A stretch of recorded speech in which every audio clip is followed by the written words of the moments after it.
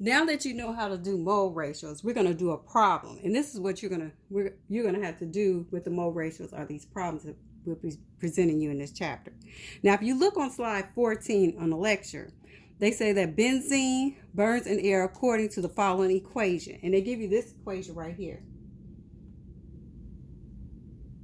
They got benzene plus oxygen gas, and it yields carbon dioxide and water.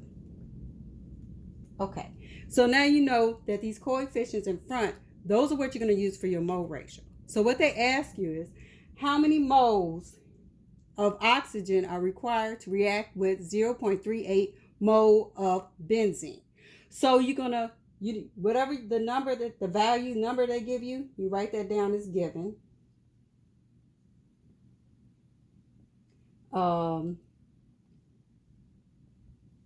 And then what they're asking you to find is how many moles of oxygen can you get from this, okay?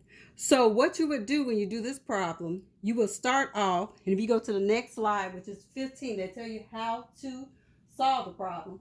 But you will start off with the number that they gave you. And so the number that they gave you was a 0.38 moles. So 0.38 mole of your benzene. And then from there, you want to go from benzene to oxygen. So you got to get rid of the benzene by putting it in the denominator part. So when you look up since you could just directly flip them because they're all in mole right here. So you could look at, you just automatically put your mole benzene down here. So you look up here and see how many moles of benzene do you have. You see it's 2. So you will put a 2 in front of mole of benzene. Then you want to go to oxygen. So you don't pay attention to the rest, like the products, because they're asking you about the oxygen. Whatever they ask you for, that's the only one you're going to pay attention to. And the amount of moles that you have in oxygen is 15.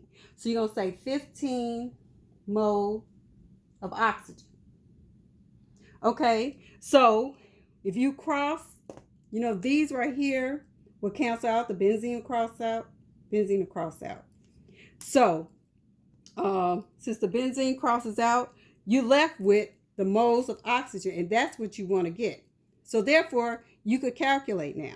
So one thing you have to do is put 0.38 times 15 in your calculator, and then push the equal sign and divide it by 2, and you should get the value that they got on the slide, 2.9 mole of oxygen.